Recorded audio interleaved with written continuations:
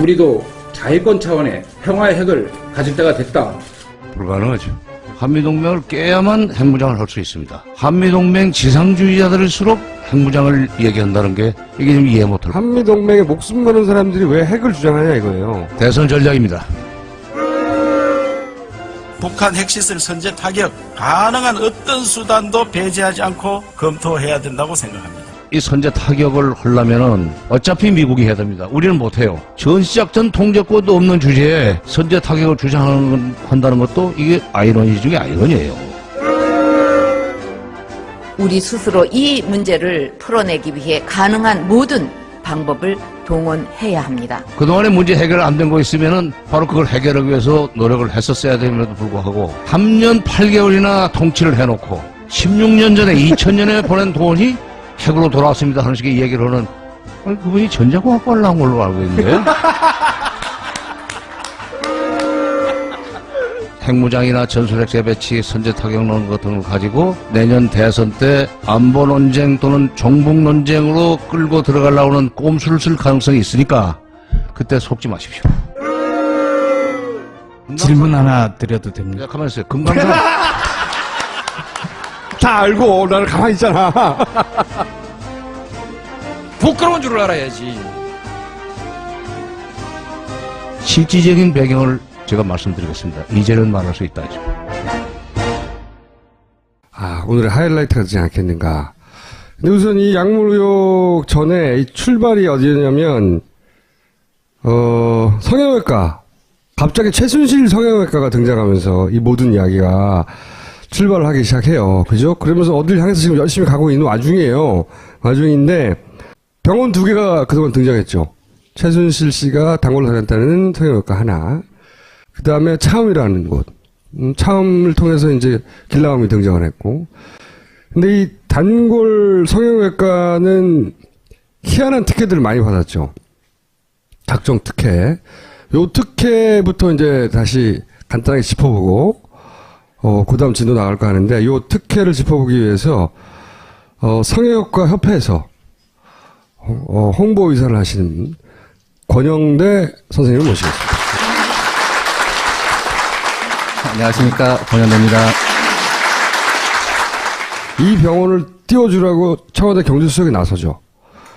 그 띄워주라고 에이전트를 시켰는데 에이전트가 이 병원 자격이 안 된다고 하니까 이 에이전트를 국세청이 나서고 국정원이 나서서 조져요. 그렇죠? 그리고 이 성형외과는 대통령 순방을 할 때 따라갑니다.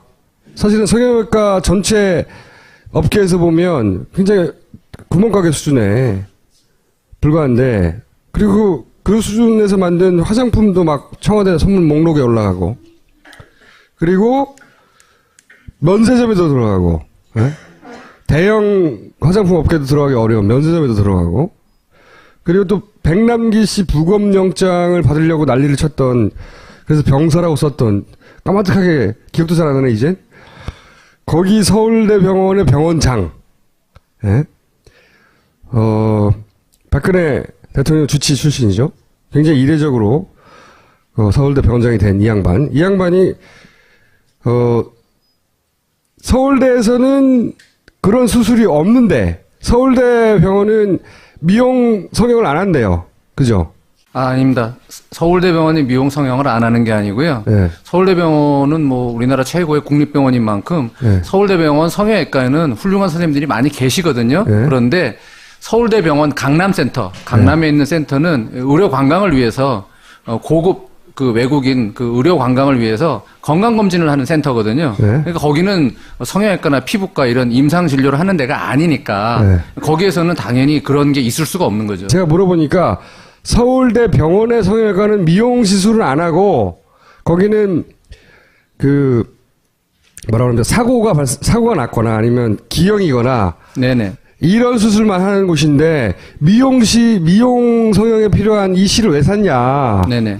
그냥 동네 의원에 불과한 원장 부인이 와서 실 좀 사주세요 그랬더니 쓰지도 않을 거면서 샀어. 그 실리프팅 하는 그 다수의 그 성형외과나 네. 또는 비전문의 선생님들조차도 구경한 적이 없는 실이거든요. 그 실을 누가 발명하셨냐면은 그 김영 그 선생님 발명하셨는데 사실은 뭐 그분이 뭐 만든 실이 이렇게 뭐 특이하게 새로운 아이디어라기보다는 기존에 나와 있는 뭐 A, B, C, D 이런 형태가 있으면은 그 코그라는 거 하고 그 가시 그 다음에 돌기, 그 다음에 콘이라는 거, 이렇게, 어쨌든 다른 선생님들이 이미 쓰고 있는 방법을 두 개를 결합을 해갖고, 자기의 아이디어라고 만들었는데, 수출을 일본에 좀 한 적은 있어요. 그런데 국내에서는, 아무도 그걸 사서 쓴 적이 없고, 그러니까 듣도 보도 못한 실이거든요. 네. 근데 그런 실을 서울대 병원에다 납품을 했다. 한 번도 쓴 적이 없대요. 사놓고. 그래서 어느 기자가 물었대요. 서울대병원에 해명을 해라. 이거 어디다 쓰려고 이게 구입하셨냐?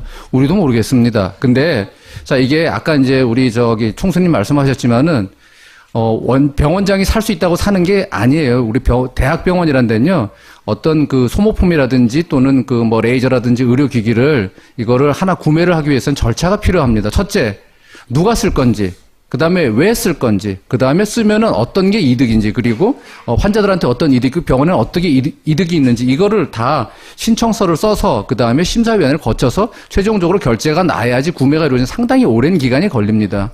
그런데 한 여자가 얘기를 했다 그래갖고 병원장이 움직일 정도면. 서울대 병원장의 해명이 그렇다는 거예요. 어느 날, 그 원장의 부인이 나를 찾아와가지고 이 실을 사달라고 하길래 사줬다예요. 아니, 서울대병원이 구멍가게 아니잖아요.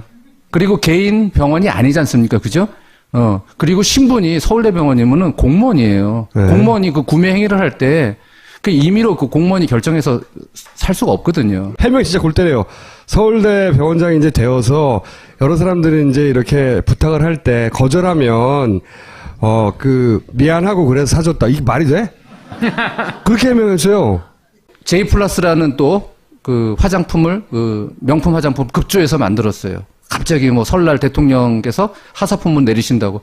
지금 대부분의 유명한 성형외과 내지는 그 피부과, 특히 대형 피부과들은 어떤 화장품을 런칭해갖고 이제 팔기도 하고, 그 다음에 홈쇼핑까지 진출을 했는데, 자, 이게 이제 어떤 식으로 광고했냐면은 대통령께서 쓰시니까 중간에 프랑스 갔을 때 그런 거 나오더라고요, 동영상.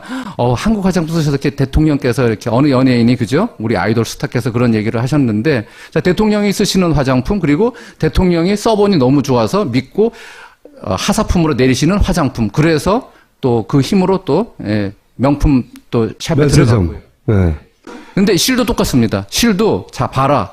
우리나라 최고의 서울대학교 병원에 납품된 실이다라는 그러한 브랜드를 붙여주기 위해서 저는 들어갔을 것이다라고 추측을 할 수밖에 없습니다. 이게 도저히 이해가 안 가는 특혜들을 받았잖아요, 이 병원이. 근데 그게 단순히 자기 단골 성형외과여서 이런 특혜를 줬다. 처음에 그렇게 생각했는데 그러기에는 이 특혜가 너무 커요. 종합적이고 포괄적이고 국세청 국정원 다 나서고 서울대 병원장도 나서고 쓰지도 않는 실도 사고 막 외래외과도 지정해주고 그다음에 화장품도 써주고 막 너무 이상하잖아요. 그러니까 왜 이렇게까지 이 큰 특혜를 받았냐는 질문을 해야 되는 거라고 저는 봐요. 이 질문을 안 하고 있는데 근데 이제 이 질문에 해답을 찾아가는 와중에 이런 게 하나 나왔죠. 프로포폴을 이 병원에서 굉장히 많이 왜냐하면 얼마나 썼는지를 알아보게 된 이유가 뭐냐면 그 전에 JTBC죠. JTBC가 향정신성의약품 2년치 관리장을 파기했단 말이죠. 이 병원에. 그래서 파기했다는 게 보도된 다음에 프로포폴 양을 보건복지부에서 조사를 했죠. 그래서 몇 병이나 나왔어요. 보도되기로는 그 분량이면 9,000명이 시술할 수 있는데 말도 안 된다 이렇게 나왔는데 이거 다시 수정해 주시겠지만 제가 굳이 이 MBC 여담으로 MBC를 자료화면으로 쓴 것은 JTBC는 여기 쳐들어가지고 파기된 대장을 찾아내고 보도를 했죠. MBC는 휴지님이 날 찍고 있어요. 그래가지고 프로포폴 양이 나왔어요. 한 공장에서만 생산한 양. 근데 거기서 1년치만을 기준으로 했을 때 9,000명이 쓸 양이라고 했는데 제가 한번 여쭤봤더니 그건 좀 잘못됐다라고 하시더라고요. 그거 좀 수정해 주세요. 지금 2년치를 이제 파쇄했다는 건 이제 무슨 의미냐면은 이제 우리가 향정신성 의약품이잖아요. 향정신성 의약품에 이게 해당이 되는데 거기에 어느 법에 들어가냐면 마약류 관리에 관한 법에 이제 규정이 돼 있는데 우리가 장부를 2년치를 보관하게 돼 있어요. 그러니까 사실은 그 전에 또 이게 병원에 있으면 나중에 혹시 수사가 들어오거나 뭐 특검이 들어오거나 그러면은 또 뭔가 감춰야 될 부분이 드러날 수가 있으니까 아마 없애지 않았나. 그리고 그 장부를 또 그 열흘 동안 뭐 문 닫고서는 원장이 안 보였다 그러잖아요. 그죠? 그러니까 아마도 또 정리를 했을 가능성도 사실은 배제를 못 하죠. 그러니까 마약류 관련 법을 어기면서까지 파쇄할 만큼 숨겨야 될 게 있었다는 거죠. 이게 사실은. 그러니까 예를 들면은 2012년도, 13년도에 그 여러 명의 우리 소위 우유주사라 그러는 프로포폴 중독 사건이 있었는데 그 연예인들 사이에서 떠도는 소문이 뭐 이렇게 해서 이상하다. 가서 치료받으러 가는 게 아니라 뭔가 맞으러 간다. 그래서 결국은 그것을 갖다 사실은 그 당시에 그 프로포폴이 그 향정신성 의약품으로 지정이 되지도 않은 때였거든요. 그럼에도 불구하고 그렇게 대대적으로 수사를 하고 예, 사회적인 그러한 그 뭔가 이 기강을 잡았는데 이거는 지금 그 분명히 그런 정황상 그렇게 보임에도 불구하고 그게 안 이루어졌다는 게 조금 좀 의아스럽고요. 조금밖에 안 의아스러우세요? 네. 저도 살아야죠.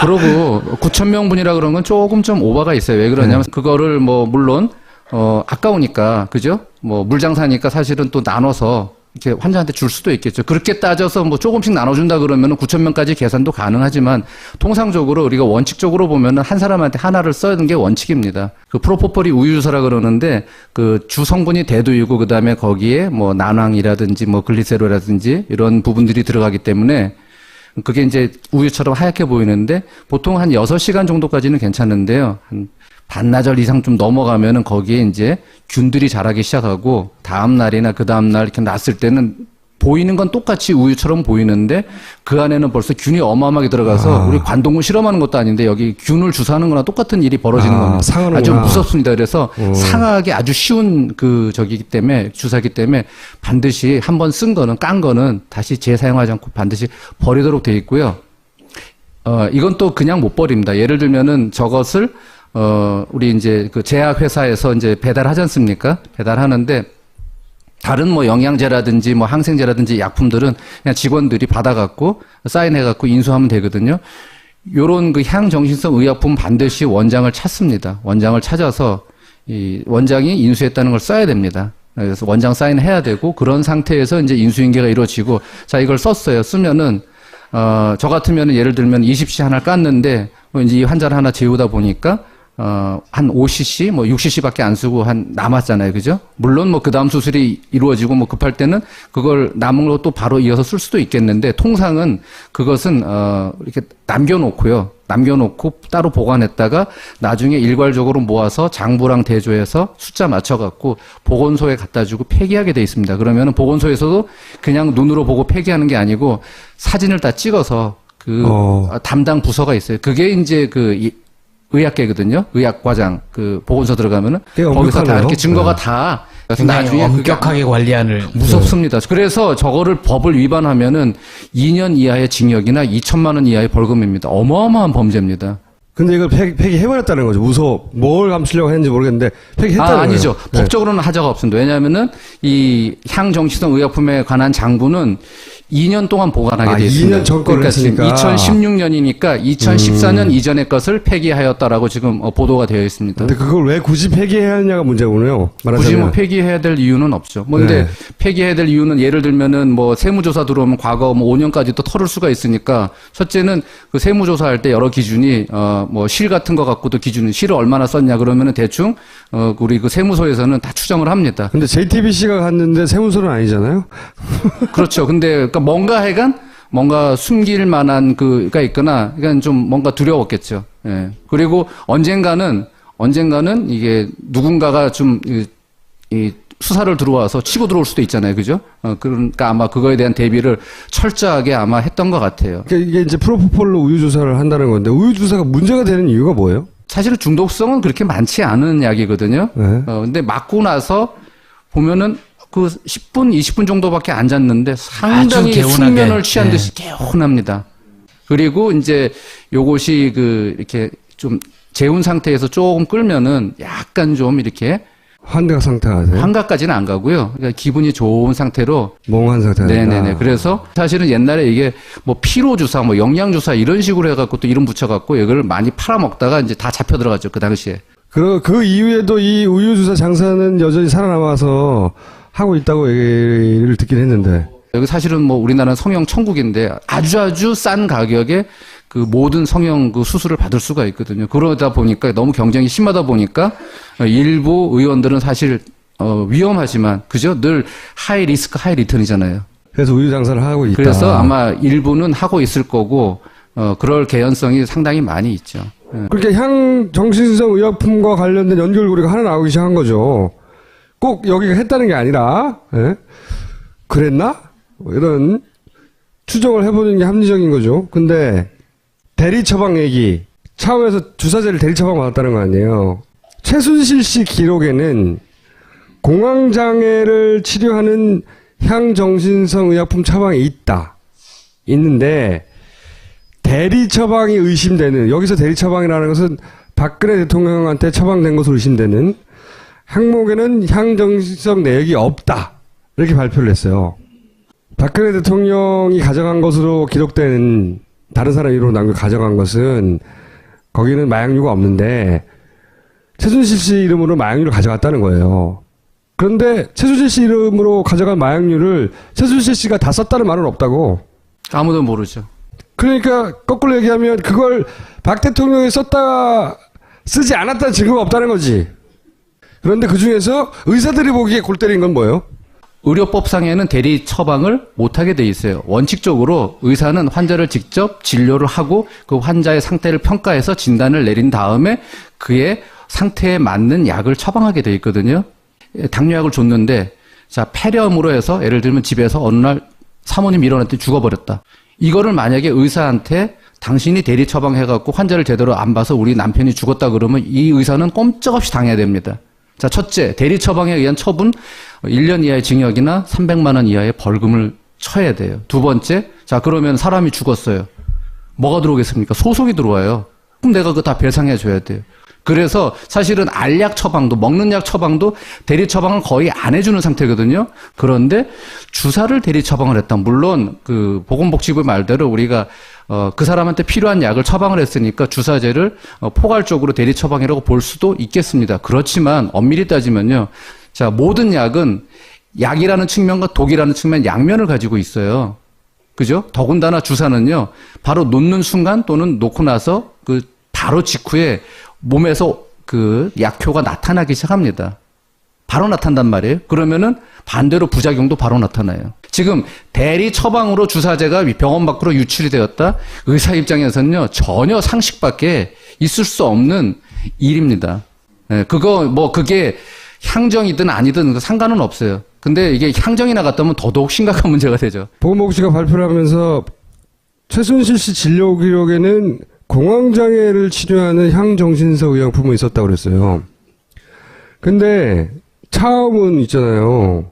실제로 진료 행위를 질환을 치료하는 그런 병원이 아니에요. 개념 자체가 자고 마사지 받고 뭐 건강 검진하고 그렇게 해주는 데라고.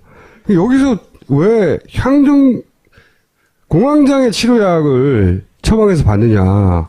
난 이게 이해가 안 가고요. 우선 최순실 씨가 입국할 때 이런 뉴스가 짧게 떴어요. 뭘 떴냐면 본인이 공황장애를 앓고 있다고 처방전을 써달라고 차움에 요청했는데 차움에서 말도 안 되는 소리라고 그때 이미 최순실 씨가 이제 난리 났으니까 진단서를 써주지 않았다 하고 단신 하나 났거든요.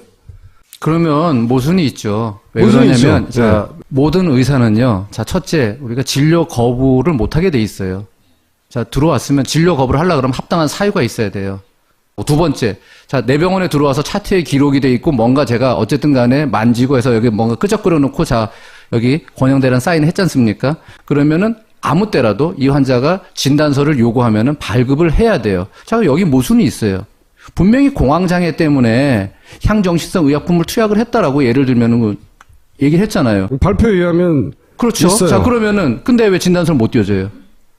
이건 모순이죠. 네. 아니, 진단하고 처방이 맞아 떨어져야지. 그동안 그러면 치료한 건 뭐가 되냐고요. 그럼 다른 목적으로 또는 다른 진단이 있었다는 얘기잖아요. 그러니까 이게 안 맞는 거죠. 이번 주는 약물로 가야 되겠다 생각했던 이유가 뭐냐면 이거예요. 거기 보면 박근혜 대통령의 피검사를 처음에서 최순실 씨 이름으로 했다는 거예요.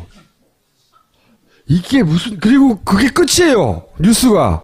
피검사를 일단 밖에서 하는 것도 말이 안 되잖아요. 그게 말이 안 되는 거죠. 최고의 의료진이 구성돼 있잖아요. 좋지.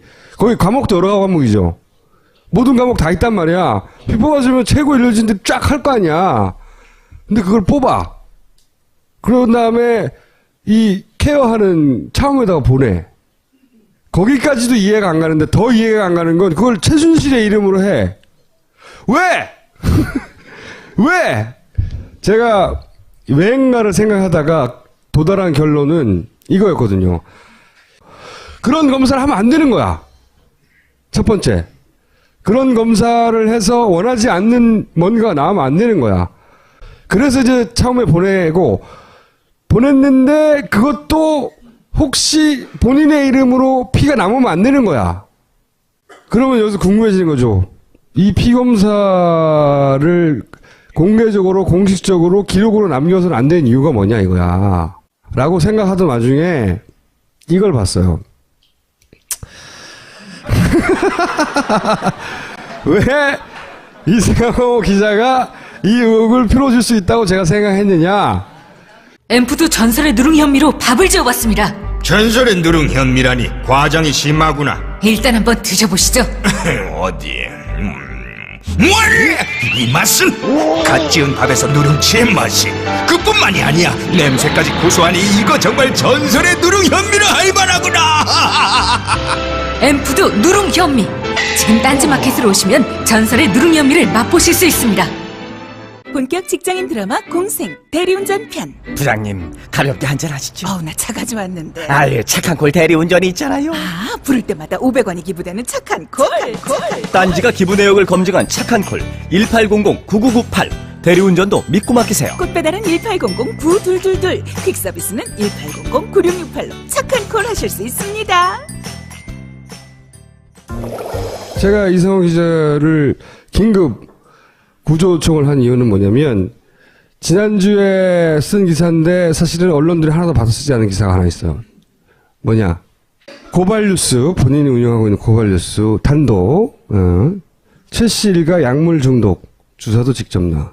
여기서 최 씨 일가는 최순실 일가를 말합니다. 박근혜 씨에게도 주사했을 가능성. 와, 이거 존나게 위험한 얘기를 하고 있는 거죠. 나는 저렇게 생각하지 않아. 아까 얘기한 게 그거 아니에요? 피검사에서 뭐가 나오면 안 될 것 같다는 게 저거 아니에요? 아니, 나는 거기서 혹시 뭐 예를 들어서 평상시 고기를 너무 먹었다든가 주사제 마약성 여부 밝혀야. 와. 엄청나게 의사 선생님 가시죠 이제. 그래서 우리가 성형외과, 왜 성형외과 이런 큰 특혜를 받았지? 뭐. 그 다음에 아까 얘기한 대로 왜 이상하게 주사가 나갔지? 뭐, 아니면 뭐, 공황장애 약을 왜 여기서 타갔지? 뭐, 피검사를 왜 다른 사람 이름으로 밖에서 했지? 최고 의료진을 놔두고? 이런 이해 안 가는 지점들이 있잖아요. 그것이 혹여 이쪽과 관련이 있지 않을까 하는 작은, 아주 작은, 연결고리를 찾으려고 하다가 이성호 기자가 지난주에 던진 폭탄을 던졌는데 아무도 안 죽었어야지. 요 얘기를 좀 들어봐야 되겠다. 근거가 있는 이야기인지 이제 털어보세요. 네. 사실 기사 쓸 때 이제 MBC에서 2580 같은 데서 이제 고발 리포트를 만들어서 생방송으로 진행을 해요. 그래서 이제 직전까지 편집을 해서 생방송 진행 중인 데크에다가 이렇게 넣었습니다. 그러면 쑥 빨려 들어가요. 그리고 나면 이제 막, 온몸에 식은땀이 흐르면서 복기를 하는 거죠. 내가 체크를 미진하게 한 부분이 있는가. 돌이킬 수 없지, 이제. 이제 돌이킬 수 없으니까. 근데 저희가 뭐 인터넷 매체이기 하지만 저 보시다시피 좋아요가 5,000개 이상 되잖아요. 그러니까 이미 퍼져서 이제 수습이 불가능한 상태예요. 그런데 저 기사를 쓰고 새벽 3시에 나왔어요, 집에. 그러니까 이 기사의 중요성에 대해서 잘 모르는 분들이 많죠. 근데 우리 총수는 다 대본에 알잖아요. 대단한 총수 아닙니까, 여러분? 뭔 소리야, 갑자기? 이만 갈 거면 같이 가자, 이 얘기예요. 난 몰라! 그런데 사실은 정말 쓰기 어려운 기사였어요. 왜냐하면 완벽하게 증명이 어려운 것들이거든요. 대부분의 이런 것들이. 예를 들어 제가 두바이 갔다 온 건 같은 거는 말을 못하고 아직도 있잖아요. 지난번에 그 한복을 최순실 씨가 넣었다. 그리고 현몽을 한다더라, 박근혜 씨한테. 이 얘기도 한 2년 걸렸어요, 쓰는데. 근데 이 기사를 아무도 안 받았었어. 기사를 하나 더 썼어요, 제가. 최재석 씨를 인터뷰해서 최태민 씨 아들, 최순실 씨 오빠. 뭐냐면 그 과거 역삼동 집에 안방 너머에 비밀 아지트가 있었다는 설은 있었어요. 근데 그거를 직접 목격담을 얘기하는데 그 내실 8평 정도 되는 내실 옆에 3, 4평 정도 되는 별도 금고방이 있었는데 그 안에 조은행 CD와 골드바 온갖 금은보화로 가득 차 있었다는 진술을 해서 그걸 기사를 썼어요. 아, 최태민 씨 역삼동 집 안에 금은보화가 가득 있었다? 이게 더 커요. 아, 그런가요? 이거는 뭐 최태민 씨가 무슨 돈을 어떻게 숨겼는지 별로 궁금하지 않아요, 이제는. 이거. 이거. 그러니까 취재 경위를 지금 얘기하라는 거죠. 그렇지. 어떻게 확인하였고, 얼마나 크로스 체크가 됐으며, 얼마나 확실하길래 이렇게 던졌냐. 저한테는 정말 중요한 게 이 제보자 보호예요. 근데 이분들, 저는 여태까지 기사 쓰면서 이분들 녹취를 다 가지고 있어요. 하지만 단 한 번도 음성 변조해서 녹취를 방송을 내보낸 적이 없어요. 그건 정말 싫어요, 저는. 그냥 당당하게 이것도 다 인터뷰하거나 녹취가 있다는 거지. 100% 다 있습니다. 오케이. 그런데 그분들 녹취를 다 따고 진술을 받았는데도 기사를 추구를 못 하겠더라고요. 오랫동안. 그래서 새벽 3시에 그 지목됐던 병원들과 그거 다 다녀봤어요. 다시 한번. 안 믿어져서. 그리고 나서 아침 7시 반에 그래도 못 하겠는 거예요. 자꾸 제 상식이 의심스러운 거예요. 그래서 마지막으로 한 사람을 전화 인터뷰를 했어요. 7시 38분쯤에. 다시 한번. 네, 다시 한번 제 3의 인물인데 오케이. 그러니까 그분의 몸을 본 사람이야. 그분이라면 여기서 최순득 씨. 최순득 씨의 몸을 본 사람이야. 그리고 거기서 주사 자국과 최순득 씨의 진술을 받은 사람이야. 그런데 내용은 하루에 3번 정도 자기가 이렇게 엉덩이에다가 주사를 놓는다고. 최순득 씨가. 네. 엉덩이에 피자국이 이렇게 있으니까 왜 이렇게 피방울이 맺혀 있어요? 그랬더니 난 주사를 놨어. 나 피곤하고 이렇게 아픈 걸 못 참아서 하루에 3번 정도 놔야 돼. 라고 제가 제보 받은 그 주변인의 진술과 정확하게 일치하는 진술을 했어요. 그러니까 다른 분들의 진술은 예를 들어서 약물에 의존한다는 진술을 받은 거고 주사기를 가지고 다닌다. 그러니까 그 제보자 A 씨는 최순득 씨가 주사기를 평소에 가지고 다니고 아픈 걸 절대 못 참는다. 그리고 필요하다고 하면서 뭐 통증을 호소하는데 주사기를 가지고 다니면서 직접 놓는다. 그다음에 또 제보자 B 씨는 장유진 씨, 장시호 씨로 알려진 유진 씨도 주사기를 가지고 다닌다. 그러니까 지금 안민석 의원이 지금 숨어있는 비선실세로서 지금 재산을 처분하고 있으니 빨리 구속하라고 했던 그 최순득 씨의 딸 장녀 장유진 씨, 장시호 씨라고 개명한 지금 어디인지 모르는 검찰은 왜 안 잡는지 모르는 그분 역시 약물 의존이 있다. 가지고 다니면서 주사를 놓은대요. 그리고 서로 간에 모녀간에 놔주기도 하고. 모녀간에 저건 쩌나네요. 그리고 이분들이 이제 그 최순실 씨 같은 경우는 독일로, 그리고 최순득 씨 쪽은 미국 쪽으로 꾸준하게 재산을 빼돌린 정황과 이주하려고 했던 시도들이 있어요. 특히 괌 같은 곳에서는 실제로 영주권을 획득하기 위해서 어떤 작업을 벌였던 것도 있는데, 여하튼 괌 같은 데 가서도 거기서는 훨씬 더 이 약을 구하기 어려웠을 거 아닙니까? 근데 거기서도 그렇게 했다. 그리고 또 다른 진술은 이분들 같은 경우에 하루 일과가, 이건 최순실, 최순득, 장유진 씨 포함된 얘기인데, 하루 일과가 마치 약을 모으기 위해서 쇼핑하는 사람들 같았다는 거예요. 그래서 거의 매일 들르는 코스가 있다는 거예요, 병원이. 여기 지금 차움이라든가, 저는 사실 제가 지난 시간에도 최순실 씨 주변의 다양한 성형외과 의사, 그리고 여러 가지 뭐 내과부터 시작해서 다양한 병원들을 다니는데 그 병원들 리스트를 가지고 계속 좁혀 나가고 있었다고 그랬잖아요. 사실 차움이랑 모 씨, 네. 그분들도 리스트 있었지만 저는 하로 놨어요. 왜냐하면 이거는 정상적인 병원이잖아. 근데 거기 말고 좀 더 작은 규모의 병원들이 있어요. 그런데 그 병원에는 거의 매일 갔다고 그랬어요. 주사를 맞은 게 다 향정 쪽 주사인 거예요? 그렇게 얘기는 안 해요. 일단은 그냥 뭐 비타민, 뭐 피로회복 종류의 약을 받아간 것으로 보인다라는 것이고, 그런데 장유진 씨 같은 경우에는 좀 향정신성 그 수면제 뭐 무슨 또 화민인가 뭐라 그랬죠? 졸피뎀을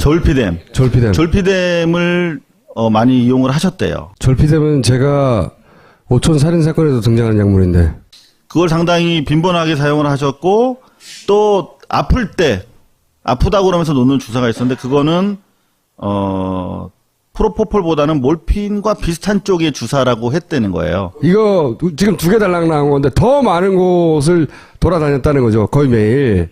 그게 몇 개나 돼요? 일단은 거래한 의사들은 한 6-7명 이상 돼요. 6, 그러니까 7명. 여기서 거래라는 건 이제 주기적으로 피부 관리를 하고, 그러니까 이런 마약성 주사가 연관 있을 수 있는 시술을 받은 거기 병원들이 파악된 것만. 근데 파악된 것만. 오늘도 2군데 얘기를 더 들었어요. 박근혜 씨에게도 주사했을 가능성은 누구 워딩이에요? 아니면? 그거는 워딩인데, 네. 그래서 가능성으로 했어요. 그러니까 누군가의 워딩이다. 이분들이 사실상 그 제보하신 분들이 네. 정말 내밀한 분들이에요. 처음에 걱정돼서 얘기했겠네. 처음에는 저는 제가 3년 전부터 계속 만날 때마다 그 성형만 물어보니까 쟤는 좀 이상한 애인지. 7시간 추적하고 있었으니까. 그렇죠. 네. 7시간 찍고 있잖아요, 지금. 그러니까 저는 다른 걸 요구하면 이분들이 막 거부감을 가지고 있는데, 성형수술, 보톡스 안 했어요. 그러면, 기본적으로 여성분들은 그 부분에 대해서 되게 관대해요. 보톡스 할 수 있지, 보톡스. 뭐. 그렇죠. 그러니까 보톡스 할 수 있지. 그리고 제가 세월호랑 연관성을 가지지 않고 물어봤기 때문에, 네. 오랜 동안 저한테 차곡차곡 진술해준 내용들이 많이 쌓인 거죠. 이 여러분들이. 그러다가 여기까지 갔구나. 그렇죠. 그래서 이 과정 속에서 사실은 요즘 나오는 데포폰이니 뭐 이런 얘기 다 옛날에 얘기를 했던 분들이에요, 이분들이. 근데 이제 지나보면서 보니까 이 진술의 적확성과 신빙성이 대단히 높다고 판단을 해서 여기까지 깐 거고. 그리고 또 하나 중요한 게 뭐냐면 네. 아마 저 말고도 취재한 기자들이 그런 얘기를 많이 들었을 거예요. 장유진 씨. 장유진 씨. 저는 폭력성이 있다고 그래요. 폭력성. 네, 그러니까 후드를 팬다는 얘기입니까? 그렇죠. 그분 주변에 있는 분들을 막 이렇게 자기 성미에 안 받거나 그러면 다급해서 이렇게 때리거나 분노 조절 장애가 그렇죠. 있다는 얘기는 많이. 네, 분노 조절 장애적인 요소가 좀 있었다 그러고 승득 씨도 마찬가지고 지금 보세요. 그 최순실 씨도 그렇고 막 그 병원에서 자기 차례 못 참고 막 목욕탕에서도 막 때밀고 있는데 막 비키라고 그러고 자기 밀었다 그러잖아요. 그 이상하잖아 그런 것들이. 그러니까 네. 그렇게 평상시 생활에서 그랬던 부분들이 이분들 하는 얘기예요. 이런 약이랑 관련이 있었던 것이 아닌가라고 공통적으로 얘기를 하더라고요. 부작용이나. 그리고 여하튼 좋은 거, 데포폰도 그렇고, 박근혜 씨 취임 이전부터 제가 그 데포폰 대리점에도 갔어요. 인터뷰도 했어요. 근데 그 아저씨가 너무 떨어서 제가 인터뷰 녹취를 안 내보냈어요. 혹시 그분 또 혼나실까봐. 근데 그분 분명히 그랬어요. 취임 이전부터 최순실, 최순득, 장유진 씨가 계속 와가지고 데포폰을 만들어줬고 이런 디자인으로 해줬다고까지 다 얘기했어요. 근데 그때도 자기들이 그냥 일상적으로 생활하는 바운더리 안에서 공유가 다 되는 거야. 박근혜 씨랑. 근데 저게 비타민제고 문제가 안 되는 것이고 자기들이 뭐 힘들었는데 이거 하니까 좋아졌어. 그러면 그걸 안 권하겠어요? 최순득, 최순실 그리고 장유진 씨가 자기들이 뭐 피로를 빌어주는 약이라고 하루에 3번씩 맞고 했었 거라면 그 박근혜 대통령한테도 권하지 않았겠느냐 이런 얘기를 위험한 얘기를 하고 참 위험한 사람이에요. 나는 절대 그렇게 생각하지 않아. 아까 정수가 얘기했던 피검사를 최순실 이름으로 한 거랑 연관성이 좀 되네요.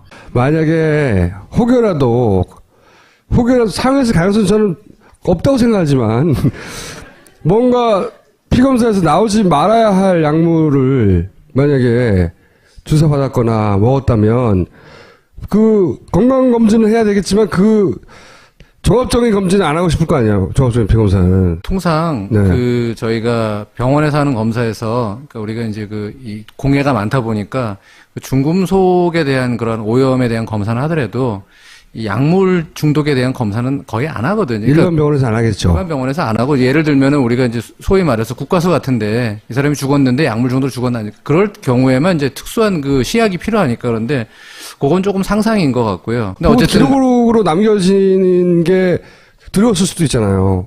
뭔가는 있을 텐데 어제 그 담당 변호사가 말씀하셨잖아요. 그 대통령도 여잔데 여자로서의 어떤 사생활에 대한 것도 좀 생각을 해달라 그래서 기자들이 뭐냐고 물어보니까 뭔가 좀 말을 잘못 꺼낸 듯한 그 표정이긴 했는데 아니에요. 그건 기자회견문에 들어 있었어요. 예, 준비한 발언이었어요.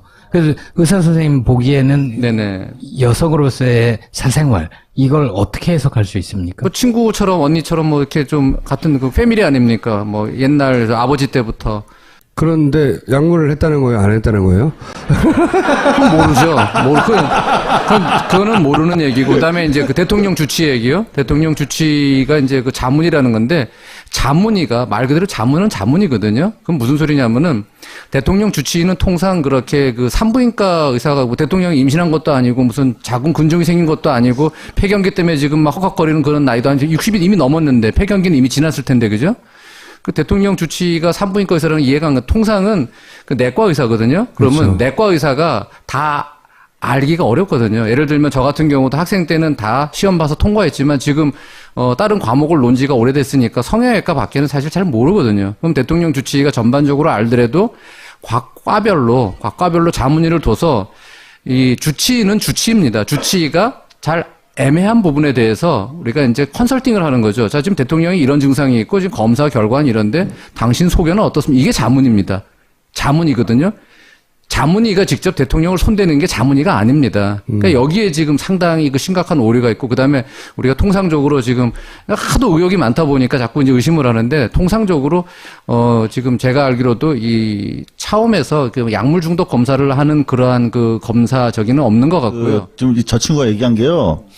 그러니까 주치의 입장에서는 모든 가능성을 열어놓고 검사를 해야 되겠죠. 그러니까 거기에는 분명히 약물과 관련된 것도 추적을 해야 훌륭한 주치의 아니겠습니까? 그럴 수도 있는 거죠. 네. 저는 혹시 모르고 잘못된 약을 먹었을 수도 있으니까. 단순하게 생각을 해요. 저는 그냥 지금 저 보면 여기 최씨 일가가 다 급하잖아요. 그리고 저분은 박 씨지만은 또 역시 최씨 일가나 마찬가지였던 분이고 그래서 저분 역시도 성격이 급하니까 이제 뭔가 여자들끼리 얘기하다가 내가 지금 요즘 몸이 안 좋은 것 같은데 뭐 검사해야 되는데 뭐 어쩌고 깨다가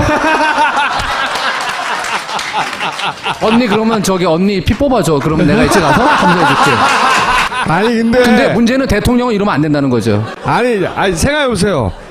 아니 그 옷 예쁘게 어디 가서 같이 가서 사 이럴 수는 있지만 피 뽑아줘. 아까 피 뽑아. 가져가. 이거 말이 안 되죠. 아니요. 피 얼마나 필요해 막. 제가 그 진료 때문에 이제 중국을 많이 왔다 갔다 하거든요. 그런데 어떤 거를 보냐면은 자 우리나라에는 차가 좀 막힌다고 이렇게 빵빵 경적을 울리는 경우가 드물어요. 근데 점점 드물어지고 있죠. 예, 네. 근데 중국 가면 지금도 빵빵거리는 게 상당히 많거든요. 그건 뭐냐면은 이 천한 것들아 비켜. 나는 지금 돈도 많고 이렇게 고급 외제차를 끌고 다니는데 길 앞에 내 앞에 왔다 갔다 하지 마.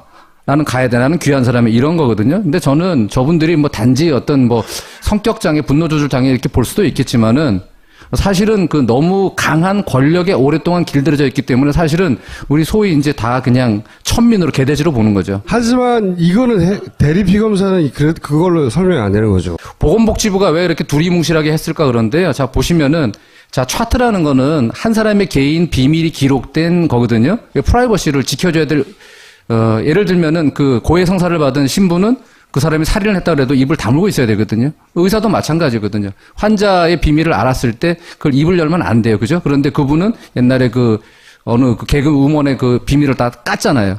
그런 식으로 하면 부도덕하게 되고 법에 처벌을 받는데 이것도 이제 마찬가지라고 생각을 해요. 그래서 차움에다가 네네.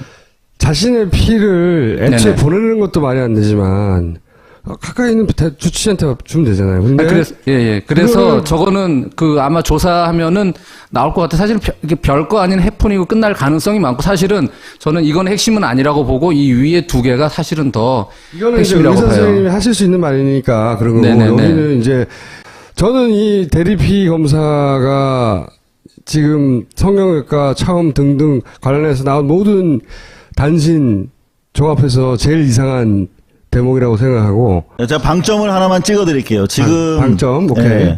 뉴스원이 단독 보도한 내용인데 2011년 1월부터 2014년 3월까지 약 3년간 길라임이라는 가명으로 지금 받은 걸로 돼 있잖아요.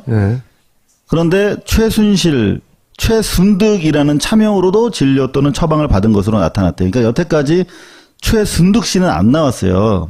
그런데 이 말은 무슨 말이냐면 최순실 씨에 대해서는 제가 직접 확인한 바가 없지 않습니까? 이분이 평상시에 공황장애가 있다는 주변의 이야기, 그리고 뭐 약물에 많이 의존했다는 얘기는 들었지만 최순득 씨는 주사기를 가지고 다니고, 그리고 하루에 3번, 그리고 병원 투어를 다닌다라고 하는 대단히 직접적인, 그리고 또 확인까지 했기 때문에 최순득 씨 이름으로도 차명으로도 처방을 받았다라고 하는 얘기는 일단 최순득 씨가 약물과 관련해서는 최 씨 자매 중에서 가장 전문가인 것 같아요. 딸까지 포함해서. 그래서 여하튼 상당히 의혹의 가능성이 좀 높아지는 부분 아닌가. 그렇죠. 그리고 이 보건복지부 발표 중에도 통상 일반적으로 처방되는 양보다 2~3배 많게 처방된 사례가 많이 발견됐다. 그러니까 보시면 저 5개, 6개를 빼더라도 약을 많이 처방받는 거예요. 그리고 아까 총수가 좀 더 강조를 했으면 했던 부분이 있는데, 이를테면 김영모 씨, 그리고 다른 병원들에서 보면 통상적으로 사용하는 프로포폴이라든가 마약류보다 훨씬 더 많이 지금 사용을 했다는 거 아닙니까? 프로포폴 양도 좀 많긴 많다는 거죠. 그렇죠. 병원 사이즈에 비해서는 제가 취재한 바에 따르면 한 2배. 그리고 제가 들어오기 전에 우리 선생님한테 여쭤봤더니 한 3배가량 많이 쓴 것 같다라고 말씀을 하셨거든요. 저거를 하루에 한 3~4명 정도 쓸 분량인데, 그러니까. 만약에 반반씩, 그러니까 우유주사로 그냥 어느 정도 잠깐 재워서 이렇게 할 정도면 반 정도만 쓰면 되니까, 그러면은 뭐 한 6명에서 8명까지도 뭐 가능은 하겠죠. 그러니까 이게 수술로 다 쓰이진 않았을 것 같다는 거니까, 약이 어디로 갔을까. 이렇게 생각할 수 있는 거죠. 근데 의사 선생님들 입장에서 이 의혹을 수사기관이 아니니까 직접 제기할 수는 없잖아요. 사실은 그거를 다 밝힐 수 있는 거는 수사의 권한을 가지고 압수수색 영장을 통해서, 그게 범죄 사실로 의심이 될 때 압수수색 영장을 통해서 판사가 그 영장을 쳐주면은 그 다음에 들고 들어가서 그 다음에 그걸 깔 수가 있는 거거든요. 실질적으로 보건복지부에서 그렇게 조사를 할 권한은 없어요. 그러니까 보건복지부에서는 이게 지금 이게 유지가 되고 있는지, 그 다음에 법대로 되고 있는지 요것만 보는 거죠. 그러니까 이 안에 지금 이게 어떻게 돼 있는지 사실 정확히 알 길이 없기 때문에 지금 어쨌든 간에 차트에다가 가명을 썼고, 그리고 또 대리 처방을 해주고, 대리 이렇게 주고 이런 거에 대해서 어쨌든 현재 있는 의료법으로 일단은 고발하겠다는 것이고, 그다음 나머지 부분에 대해서는 어쨌든 간에 수사 의뢰를 하겠다라는 것이죠. 이상호 기자였고요. 그리고 선생님도 박수 보내주시는데, 이상호 기자는 요새 제작비가 딸린대요. 후원하실 분 후원해 주시고 박수 부탁드립니다. 감사합니다. 당신에게 파인프라는 어떤 치약인가요? 단순히 비싼 치약인가요? 구강관리의 혁신, 잇몸 질환과 구취에서 자유로운 프리미엄 기능성 치약 파인프라로 당신의 치아와 잇몸에 하루 3번 건강을 선물하세요. 딴지마켓에 오시면 파인프라 치약과 파나세아 샴푸, 비누까지 만나실 수 있습니다. 야근, 술, 담배 연기, 지쳐버린 내 피부.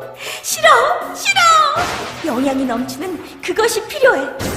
90% 유기농 발효 원액으로 흡수가 빠른 미와수 유기농 5국 발효 화장품.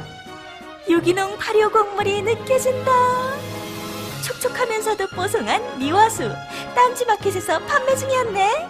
또 장부를 또 그 열흘 동안 뭐 문 닫고서는 원장이 안 보였다 그러잖아요. 그죠? 그러니까 아마도 또 정리를 했을 가능성도 사실은 배제를 못하죠.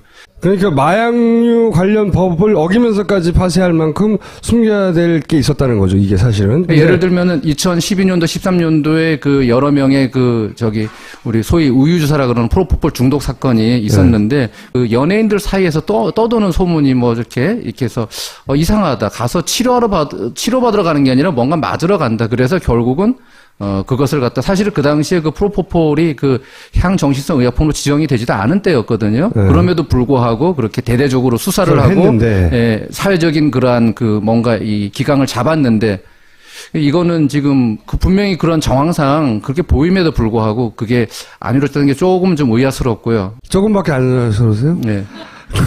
저도 살아야죠. 그러고 9,000명분이라 그런 건 조금 좀 오바가 있어요. 왜 그러냐면 그거를 뭐 물론 아까우니까 그죠? 뭐 물장사니까 사실은 또 나눠서 이렇게 환자한테 줄 수도 있겠죠. 그렇게 따져서 뭐 조금씩 나눠준다 그러면은 9,000명까지 계산도 가능하지만 통상적으로 우리가 원칙적으로 보면은 한 사람한테 하나를 써야 하는 게 원칙입니다. 그 프로포폴이 우유주사라 그러는데 그 주 성분이 대두이고 그 다음에 거기에 뭐 난황이라든지 뭐 글리세롤이라든지 이런 부분들이 들어가기 때문에 그게 이제 우유처럼 하얗게 보이는데 보통 한 6시간 정도까지는 괜찮은데요. 한 반나절 이상 좀 넘어가면은 거기에 이제 균들이 자라기 시작하고 다음 날이나 그 다음 날 이렇게 났을 때는 보이는 건 똑같이 우유처럼 보이는데 그 안에는 벌써 균이 어마어마하게 들어가서 우리 관동구 실험하는 것도 아닌데 여기 균을 주사하는 거나 똑같은 일이 벌어지는 겁니다. 아주 무섭습니다. 그래서 상하기 아주 쉬운 저기기 때문에 주사기 때문에 반드시 한번 쓴 거는 깐 거는 다시 재사용하지 않고 반드시 버리도록 돼 있고요. 이건 또 그냥 못 버립니다. 예를 들면은 저것을 우리 이제 그 제약회사에서 이제 배달하지 않습니까? 배달하는데 다른 뭐 영양제라든지 뭐 항생제라든지 약품들은 그냥 직원들이 받아갖고 사인해갖고 인수하면 되거든요.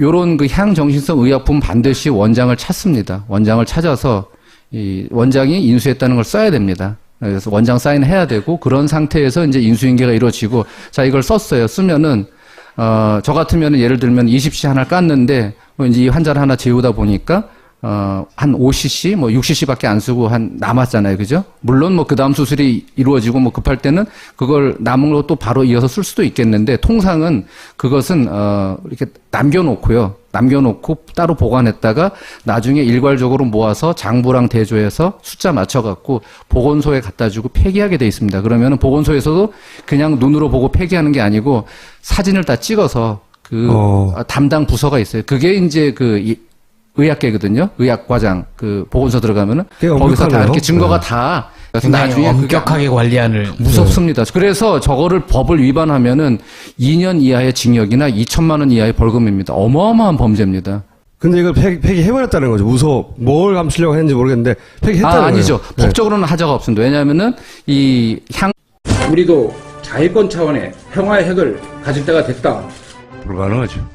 한미동맹을 깨야만 핵무장을 할 수 있습니다. 한미동맹 지상주의자들일수록 핵무장을 얘기한다는 게 이게 좀 이해 못할 거예요. 한미동맹에 목숨 거는 사람들이 왜 핵을 주장하냐 이거예요. 대선 전략입니다.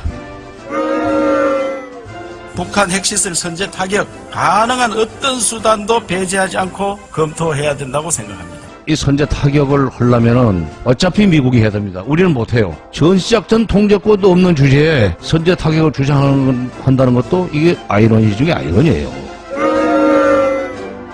우리 스스로 이 문제를 풀어내기 위해 가능한 모든 방법을 동원해야 합니다. 그동안에 문제 해결 안 된 거 있으면은 바로 그걸 해결하기 위해서 노력을 했었어야 됨에도 불구하고 3년 8개월이나 통치를 해놓고 16년 전에 2000년에 보낸 돈이 핵으로 돌아왔습니다 하는 식의 얘기를 하는 그분이 전자공학과를 나온 걸로 알고 있는데 핵무장이나 전술핵 재배치, 선제 타격론 같은 걸 가지고 내년 대선 때 안보 논쟁 또는 종북 논쟁으로 끌고 들어가려고 하는 꼼수를 쓸 가능성이 있으니까 그때 속지 마십시오.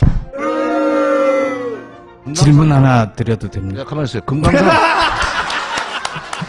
다 알고 나를 가만히 있잖아. 부끄러운 줄을 알아야지. 실질적인 배경을 제가 말씀드리겠습니다. 이제는 말할 수 있다죠. 오늘의 하이라이트가 되지 않겠는가. 근데 우선 이 약물 의혹 전에 이 출발이 어디였냐면, 성형외과. 갑자기 최순실 성형외과가 등장하면서 이 모든 이야기가 출발을 하기 시작해요. 그죠? 그러면서 어딜 향해서 지금 열심히 가고 있는 와중인데, 병원 2개가 그동안 등장했죠.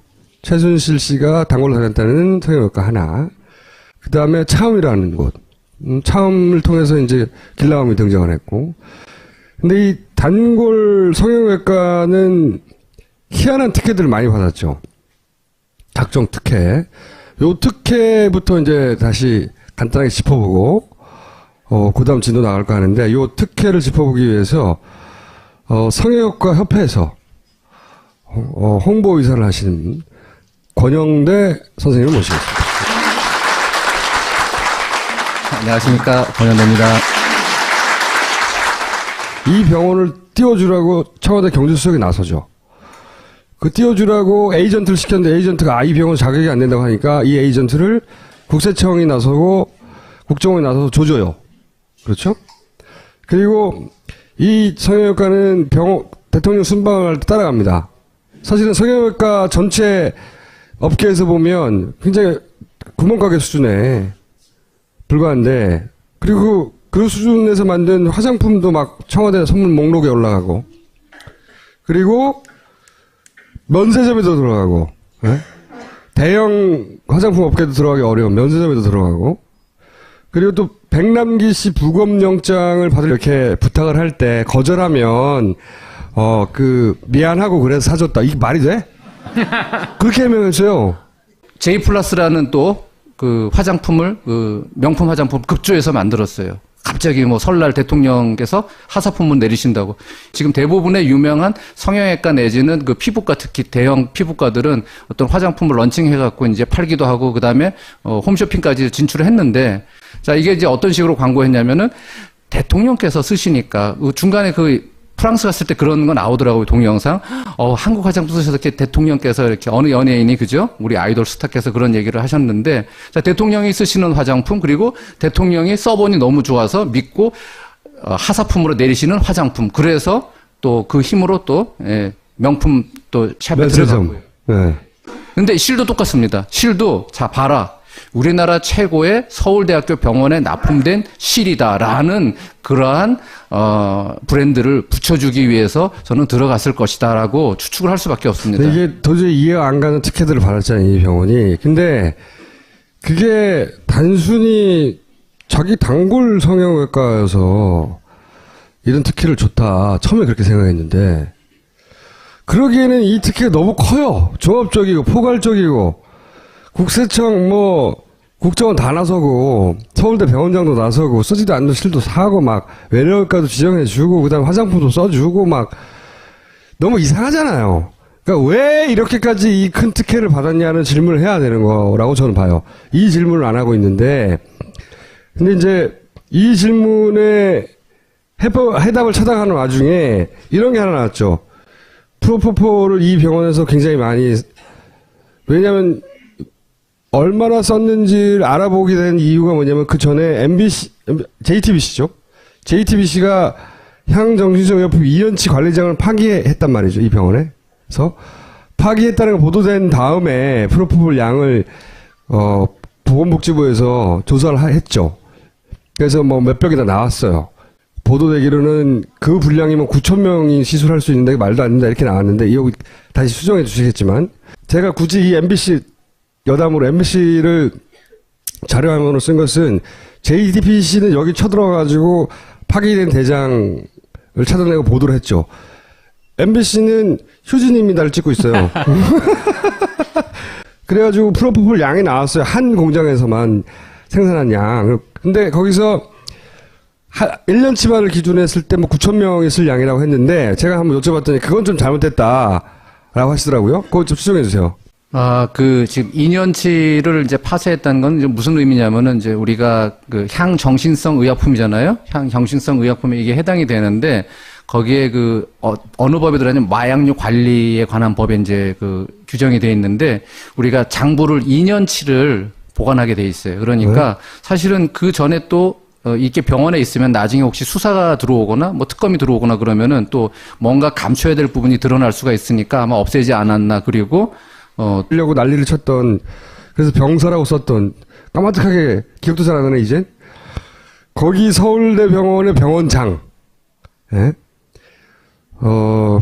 박근혜 대통령 주치 출신이죠. 굉장히 이례적으로 서울대 병원장이 된 이 양반이 서울대에서는 그런 수술이 없는데 서울대 병원은 미용 성형을 안 한대요. 그죠? 아닙니다. 서울대병원이 미용 성형을 안 하는 게 아니고요. 네. 서울대병원은 뭐 우리나라 최고의 국립병원인 만큼 네. 서울대병원 성형외과에는 훌륭한 선생님들이 많이 계시거든요. 네. 그런데 서울대병원 강남센터, 강남에 있는 센터는 의료 관광을 위해서 고급 그 외국인 그 의료 관광을 위해서 건강검진을 하는 센터거든요. 네. 그러니까 거기는 성형외과나 피부과 이런 임상 진료를 하는 데가 아니니까 거기에서는 당연히 그런 게 있을 수가 없는 거죠. 제가 물어보니까 서울대 병원의 성형외과는 미용 시술을 안 하고 거기는 그 뭐라 그러면 사고가 났거나 아니면 기형이거나 네네. 이런 수술만 하는 곳인데 미용 성형에 필요한 이 실을 왜 샀냐? 네네.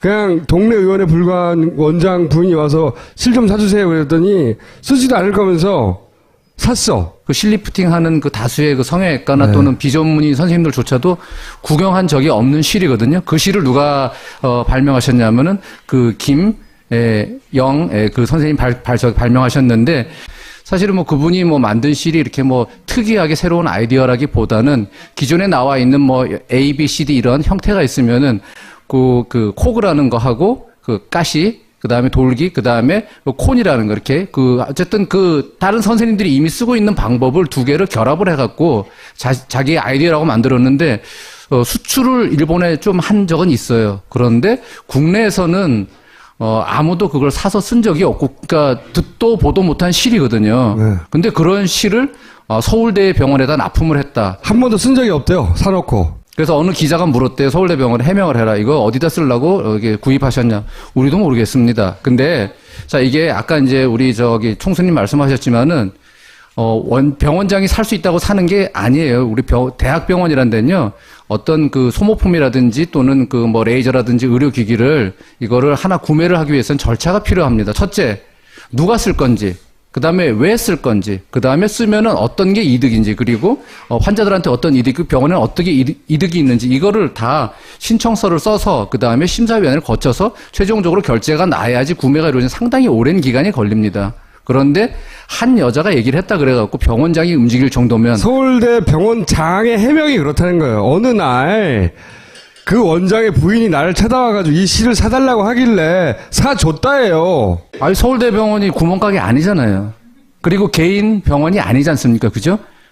그리고 신분이 서울대 병원이면은 공무원이에요. 네. 공무원이 그 구매 행위를 할 때 그 임의로 그 공무원이 결정해서 살 수가 없거든요. 해명 진짜 골 때려요. 서울대 병원장이 이제 되어서 여러 사람들은 이제 정치성 의약품에 관한 장부는 2년 동안 보관하게 돼 있습니다. 2년 전 거를 했으니까. 2016년이니까 2014년 이전의 것을 폐기하였다라고 지금 보도가 되어 있습니다. 근데 그걸 왜 굳이 폐기해야 하느냐가 문제군요. 굳이 뭐 폐기해야 될 이유는 없죠. 뭐 근데 폐기해야 될 이유는 예를 들면은 뭐 세무조사 들어오면 과거 뭐 5년까지 또 털을 수가 있으니까 첫째는 그 세무조사할 때 여러 기준이 뭐 실 같은 거 갖고도 기준은 실을 얼마나 썼냐 그러면은 대충 우리 그 세무소에서는 다 추정을 합니다. 근데 JTBC가 갔는데 세무서는 아니잖아요. 그렇죠. 근데 그러니까 뭔가 숨길 만한 그가 있거나 그러니까 좀 뭔가 두려웠겠죠. 예. 그리고 언젠가는 이게 누군가가 좀 이 수사를 들어와서 치고 들어올 수도 있잖아요. 그죠? 그러니까 아마 그거에 대한 대비를 철저하게 아마 했던 것 같아요. 그러니까 이게 이제 프로포폴로 우유 조사를 한다는 건데 우유 조사가 문제가 되는 이유가 뭐예요? 사실은 중독성은 그렇게 많지 않은 약이거든요. 네. 근데 맞고 나서 보면은 그 10분, 20분 정도밖에 안 잤는데 상당히 숙면을 취한 듯이 개운합니다. 그리고 이제 요것이 이렇게 좀 재운 상태에서 조금 끌면은 약간 좀 이렇게 환각 상태가 돼요? 환각까지는 안 가고요. 그러니까 기분이 좋은 상태로. 멍한 상태가 된다. 네네네. 그래서 사실은 옛날에 이게 뭐 피로주사, 뭐 영양주사 이런 식으로 해갖고 또 이름 붙여갖고 이걸 많이 팔아먹다가 이제 다 잡혀 들어갔죠. 그 당시에. 그 이후에도 이 우유주사 장사는 여전히 살아남아서 하고 있다고 얘기를 듣긴 했는데. 여기 사실은 뭐 우리나라는 성형 천국인데 아주 싼 가격에 그 모든 성형 그 수술을 받을 수가 있거든요. 그러다 보니까 너무 경쟁이 심하다 보니까 일부 의원들은 사실 위험하지만 그죠? 늘 하이 리스크 하이 리턴이잖아요.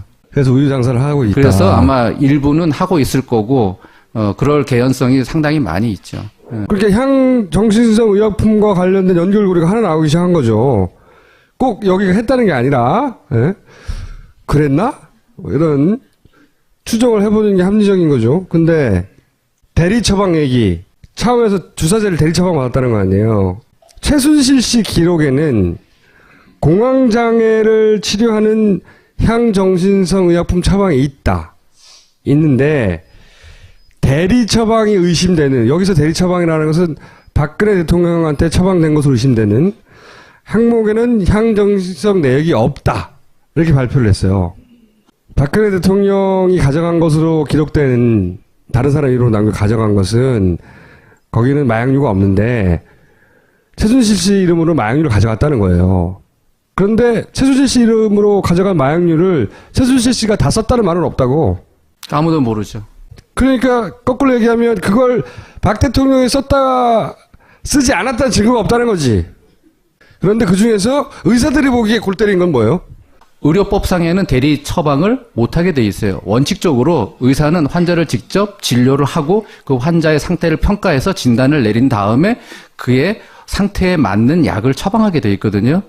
당뇨약을 줬는데 자 폐렴으로 해서 예를 들면 집에서 어느 날 사모님 일어났더니 죽어버렸다. 이거를 만약에 의사한테 당신이 대리 처방해갖고 환자를